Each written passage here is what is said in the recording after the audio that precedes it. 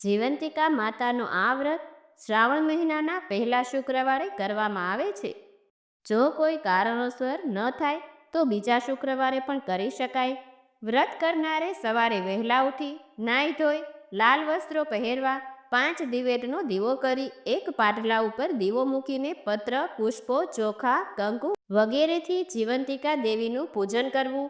ભક્તિભાવપૂર્વક વંદન કરી માને પ્રાર્થના કરવી. તેમની કથા વાર્તા વાંચવી. માતાજીને પ્રસાદમાં લાપસી કરી નૈવેદ્ય ધરાવવું. જમણા હાથમાં ચોખા રાખી માતાજી આગળ હૃદયની ભાવના રજૂ કરવી. પછી એ ચોખાના દાણાને ચારે દિશામાં નાખી મનનો સંકલ્પ માતાજી આગળ રજૂ કરવો. માતાજીને ધરાવેલો પ્રસાદ વ્રત કરનારે આરોગવો. એક જ સમય પ્રસાદ લેવો અને એ દિવસે પીળા વસ્ત્રો પહેરવા નહીં. આ રીતે જીવંતિકા દેવીનું વ્રત કરવામાં આવે છે. હવે આપણે જીવંતિકા માતાની વાર્તા સાંભળીએ. ઘણા વર્ષો પહેલા મિહિર નામનો એક રાજા થઈ ગયો. આ રાજાની રાણીનું નામ સુલક્ષણા. રાજા રાણી બધી વાતે સુખી હતા, પણ તેમને એક વાતનું દુઃખ હતું કે તેમને શેર માટીની ખોટ હતી. એમણે એક પણ સંતાન ન હતું. તેથી રાણીબા ચિંતામાં ને ચિંતામાં સુકાતા જતા હતા. એક દિવસની વાત છે. રાણી ઉદાસ મને પોતાના ઓરડામાં બેઠી હતી.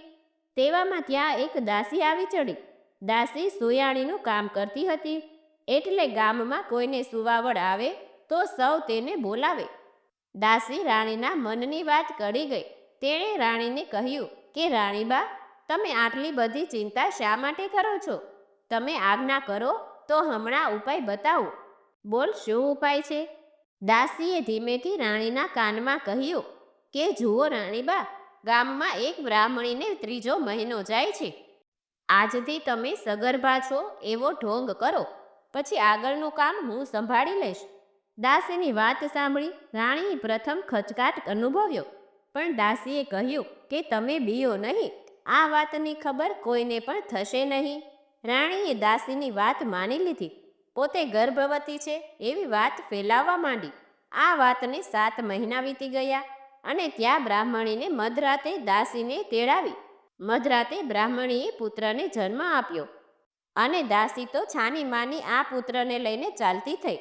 રાણીના ઓરડાની પાછલી બારીએથી દાખલ થઈ બાળક રાણીને આપ્યું તો રાણી તો રાજી રાજી થઈ ગયા. સવાર થતાં આખા રાજભવનમાં વાત ફેલાઈ ગઈ. બધા રાજાને ત્યાં પુત્રનો જન્મ સાંભળી રાજી થઈ ગયા. જ્યારે આ બાજુ બ્રાહ્મણી પુત્ર ગુમ થતાં આંસુ સારવા લાગી. આ બ્રાહ્મણી જીવંતિકા દેવીનું વ્રત કરતી હતી, એટલે દેવી તેના બાળકનું રક્ષણ કરવા રાજભવનમાં પણ આવ્યા. સમય જતાં રાજકુંવર મોટો થવા લાગ્યો. તેનું નામ ભરત પાડ્યું. થોડા સમય બાદ રાજા મરણ પામ્યો, એટલે ભરતકુમાર રાજગાદીએ બેઠો. તે ઘણો દયાળુ અને ધર્મિષ્ઠ હતો. તે પ્રજાને પુત્ર સમાન ગણતો હતો. એક દિવસ રાજા ભરતકુમાર પોતાના પિતાનું શ્રાદ્ધ કરવા માટે ગયાજી જવા નીકળી પડ્યો. રસ્તામાં તે એક વાણિયાને ઘેર રાત રોકાયો. આ વાણિયાને 6 બાળકો થયા ને 6 બાળકો વારાફરતી છઠ્ઠે દિવસે મરણ પામતા. આજે 7મા બાળકની છઠ્ઠી હતી અને વિધાતા લેખ લખવા આવવાના હતા. ઘરના બધા ઊંઘી ગયા હતા. ત્યારે માં જીવંતિકા રાજકુમારનું રક્ષણ કરતા બારણા પાસે ઊભા હતા. મધરાત થતાં વાણિયાને ત્યાં વિધાતા પધાર્યા. એટલે જીવંતિકા માતાએ આડું ત્રિશૂળ ધર્યું ને કહ્યું કે દેવી વિધાત્રી, તમે અહીં કેમ આવ્યા છો? વાણિયાને દીકરાની આજે છઠ્ઠી છે એટલે તેના લેખ લખવા આવી છું બહેન. લેખમાં શું લખશો? એના ભાગ્યમાં છે તે લખીશ કે છોકરો સવારે મરણ પામશે. ના ના વિધાત્રી, એવું તમારાથી ન લખાય. હું તમારી મોટી બહેન અહીં હાજર હોઉં અને તમે આવું અમંગળ ન લખી શકો. અને છેવટે વિધાત્રીએ જીવંતિકાની વાત માની અને દીર્ઘાયુષ્ય લખીને ચાલતા થયા. સવાર થતાં વાણિયાએ પોતાના છોકરાને જીવતો જોઈ નવાઈ પામ્યો. એ તો ખૂબ રાજી રાજી થઈ ગયો. તેણે ભરતકુમારને શુભ પગલાંના માની તેમની ખૂબ જ સરભરા કરી. બીજે દિવસે ભરતકુમાર વાણિયાના ઘરેથી જવા નીકળ્યો. વાણિયાએ તેને ઘેર પાછા ફરો ત્યારે અહીં પોતાના ઘેર આવવાનો ખૂબ જ આગ્રહ કર્યો. ભરતકુમારે સારું કહી ત્યાંથી રવાના થયો. તેઓ ગયાજી પહોંચ્યા. ત્યાં જઈને શ્રાદ્ધ કર્યું. પિંડદાન આપવા માટે હાથ લાંબો કર્યો તો તેને એકને બદલે 2 હાથ દેખાયા. ભરતકુમાર તો વિચારમાં પડ્યો. તેણે પંડિતોને આનું કારણ પૂછ્યું, પરંતુ પંડિતો પણ કોઈ જવાબ આપી શક્યા નહીં, અને આમાં બીજો હાથ કોઈ દેવીના હાથ જેવો લાગતો હતો. ભરતકુમાર શ્રાદ્ધક્રિયા પતાવી પાછો વળ્યો. રસ્તામાં ફરી પેલું વાણિયાનું ઘર આવ્યું. ભરતકુમાર વાણિયાને ઘેર ગયો, અને એ દિવસે વાણીને ત્યાં ફરી બીજા બાળકની છઠ્ઠી હતી. મધરાત થતાં પાછા વિધાત્રી લેખ લખવા આવ્યા. આ વખતે પણ જીવંતિકાએ તેમને રોક્યા અને બાળકનું દીર્ઘાયુષ્ય લખવા કહ્યું. વિધાત્રીએ તેમના કહ્યા પ્રમાણે કર્યું અને લેખ લખીને આવ્યા. પછી વિધાત્રીએ માને પૂછ્યું કે જીવંતિકા દેવી, તમે આ વાણિયાને ઘેર કેમ પધાર્યા છો? એટલામાં રાજકુમાર ભરતની ઊંઘ ઉડી ગઈ. તેને કોઈક વાત કરી રહ્યું હોય તેમ લાગતું હતું, પરંતુ તે ચૂપચાપ પથારીમાં પડ્યો વાત સાંભળવા લાગ્યો. જીવંતિકા દેવી બોલ્યા કે દેવી વિધાત્રી, આ રાજકુમારની માતા શુક્રવારે મારું વ્રત કરે છે. તે દિવસે તે પીળા વસ્ત્રો પહેરતી નથી, પીળા અલંકારો ધારણ કરતી નથી, ચોખાના પાણીને ઓળંગતી નથી અને પીળા માંડવા નીચે જતી નથી. તેથી મારે આ રાજકુમારની રક્ષા કરવી પડે. એ જ્યાં જાય ત્યાં મારે જવું પડે. તેના લીધે હું આજે વાણિયાને ઘરે છું. જ્યાં સુધી વાણિયાને ઘેર મારો વાસ હોય ત્યાં સુધી તેના બાળકનું અહિત શી રીતે થવા દઉં? ભલે, કહી વિધાત્રી જતા રહ્યા.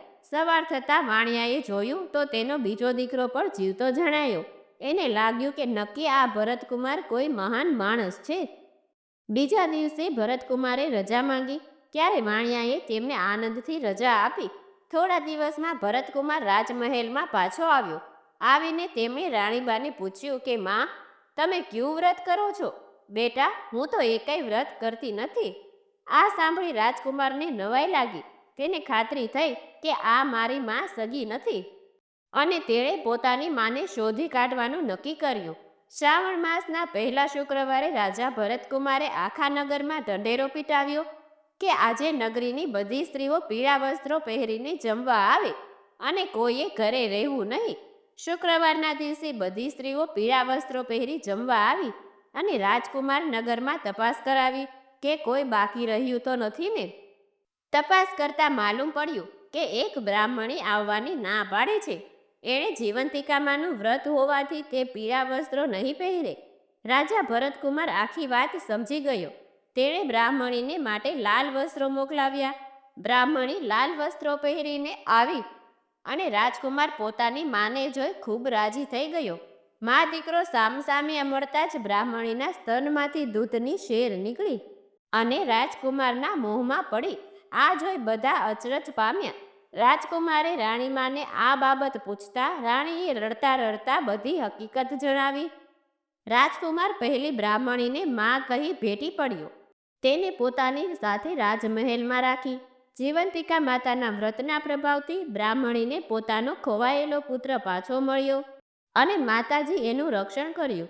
હે માં જીવંતિકા, તમે જેવા બ્રાહ્મણીના બાળકનું રક્ષણ કર્યું તેવા આ વ્રત કરનાર, વ્રત કથા વાંચનાર, સાંભળનાર, લખનાર તથા આ વિડીયો જોનાર, સાંભળનાર સૌના બાળકોનું રક્ષણ કરજો, એમના પરિવારનું રક્ષણ કરજો તથા તેમને સુખ સંપત્તિ પ્રદાન કરજો.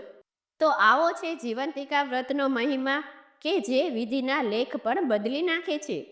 તો જીવંતિકા માતાની વાર્તાનો વિડીયો તમારા મિત્રોને મોકલી દેજો કે જેથી કરીને આજના શુભ દિવસે તેઓ પણ વાર્તા સાંભળે અને વાર્તાનું પુણ્ય ફળ પ્રાપ્ત કરે. તો આ વિડીયો પસંદ આવ્યો હોય તો લાઈક કરજો, અને જો આપ અમારી ચેનલમાં નવા હોય તો સબસ્ક્રાઈબ કરવાનું ભૂલતા નહીં કે જેથી કરીને આવી જ વાર્તા, વ્રત કથા તથા વ્રત વિધિના વિડીયો આપ સૌ લોકો સુધી પહોંચતા રહે. ફરી મળીશું એક નવા વિડીયોમાં. ત્યાં સુધી આપ સૌ લોકોને અમારી ચેનલના જય શ્રી કૃષ્ણ, જય જીવંતિકામાં.